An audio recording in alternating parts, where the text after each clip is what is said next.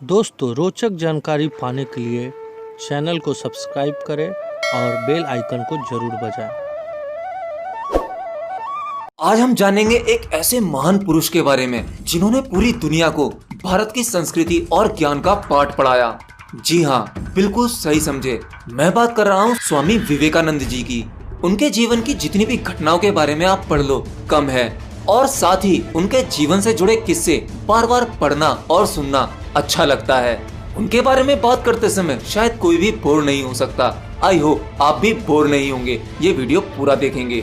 हो सकता है ये कुछ बातें शायद आप पहले से ही जानते हो। एक बार स्वामी विवेकानंद विदेश गए, जहाँ उनके स्वागत के लिए कई लोग आए हुए थे। उन लोगों ने स्वामी विवेकानंद की तरफ अपना हाथ बढ़ाया, हाथ मिलाने के लिए, और इंग्लिश में हेलो कहा, जिसके जवाब में स्वामी जी ने दोनों हाथ जोड़कर नमस्ते कहा। अब ऐसे में उन लोगों को लगा कि शायद स्वामी जी को इंग्लिश नहीं आती है, तो उन लोगों में से एक आदमी ने हिंदी में पूछा कि आप कैसे हैं स्वामी जी। अब स्वामी जी बोले, I am fine and thank you. अब सब लोगों को बड़ा ही आश्चर्य हुआ। उन्होंने स्वामी जी से पूछा कि जब हमने आपसे इंग्लिश में बात की तो आपने हिंदी में उत्तर दिया, और जब हमने हिंदी में पूछा तो आपने इंग्लिश में उत्तर दिया, इसका क्या कारण है? तब स्वामी जी ने कहा, जब आप अपनी माँ का सम्मान कर रहे थे तब मैं अपनी माँ का सम्मान कर रहा था, और जब आपने मेरी माँ का सम्मान किया तब मैंने आपकी माँ का सम्मान किया। यदि किसी व्यक्ति को इंग्लिश बोलना या लिखना नहीं आता तो उसे किसी के भी सामने शर्मिंदा होने की जरूरत नहीं है, बल्कि शर्मिंदा तो उन्हें होना चाहिए जिन्हें हिंदी नहीं आती, क्योंकि हिंदी ही हमारी राष्ट्रभाषा है। हमें इस पर गर्व होना चाहिए।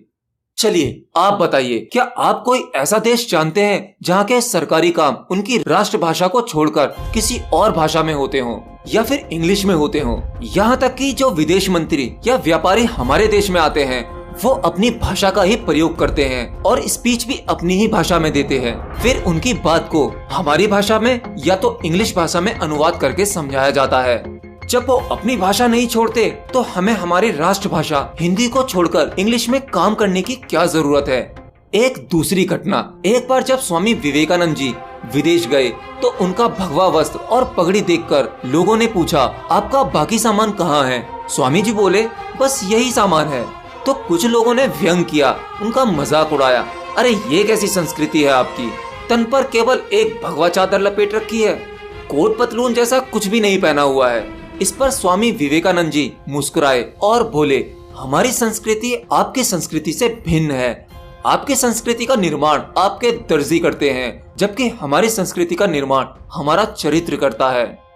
संस्कृति वस्त्रों में नहीं, चरित्र के विकास में है। स्वामी जी के जीवन की यह घटना बड़ी ही इंटरेस्टिंग है। एक बार एक विदेशी महिला स्वामी जी के समीप आकर बोली, मैं आपसे शादी करना चाहती हूँ। स्वामी जी बोले, आप मुझसे शादी क्यों करना चाहती हैं? क्या आप जानती नहीं है कि मैं एक सन्यासी हूँ?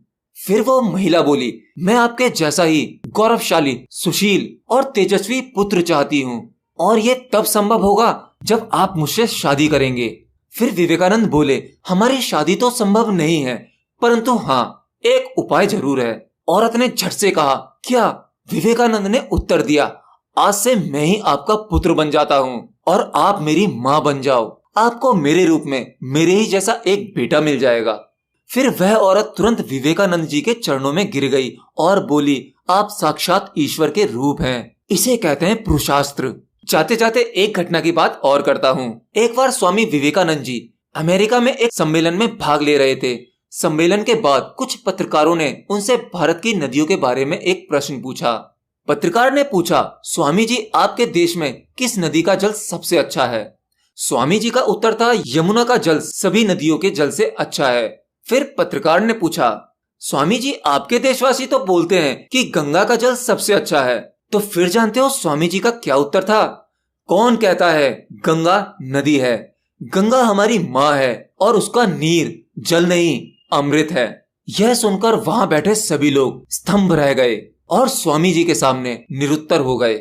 तो वेल दोस्तों, ये था हमारे महान स्वामी विवेकानंद जी के बारे में।